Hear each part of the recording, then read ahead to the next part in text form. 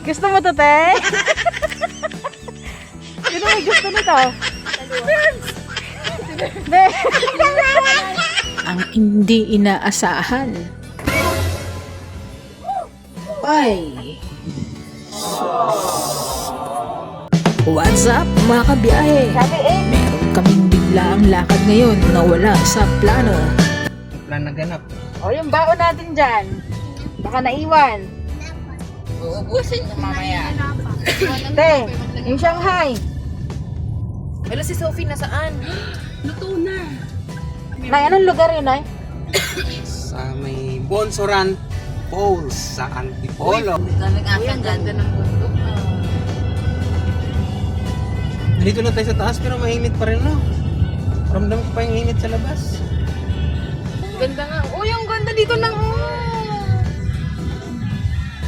Wow. This is the beautiful place of Antipolo. From Dito na Marcos tayo Highway, sa- kakaliwa tayo pagdating dito sa Puso-Puso, Pag yan, Barangay San Jose, Antipolo. hindi yan pag na. Ayos lang kayo dyan. Double pero.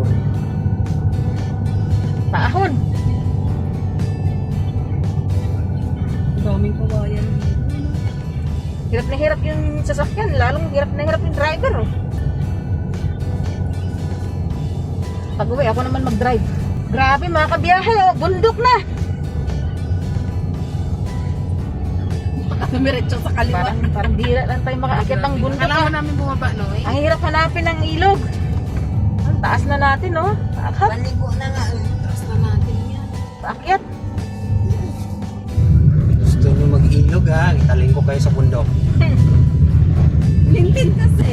Oh, ikaw nagsabi-sabi niyan eh. Nagsisihan na. Sabi natin dyan, parang ang sarap maligo sa ilog, Lin. Eh, si Bebs naman, tarate.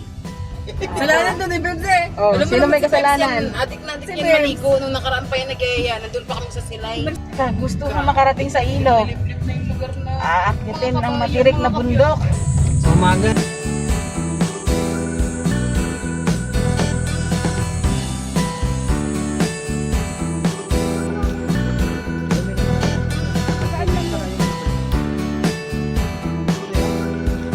So, hindi nga tayo natuloy doon sa Bunsoran Falls dahil may nakapagsabi na medyo tuyo na raw po yung tubig dahil sa sobrang init ng panahon. punta sa ilog? Kaya dito tayo napunta sa San Isidro Falls, Antipolo.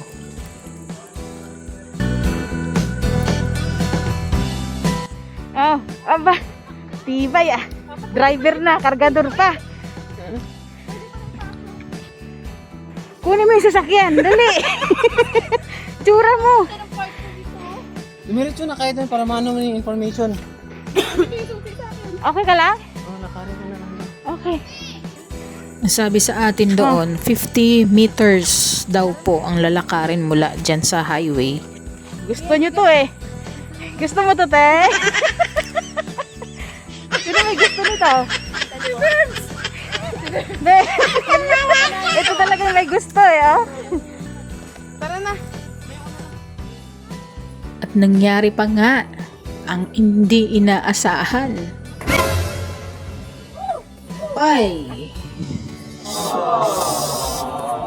Buti na lang at hindi naman po siya nasugatan.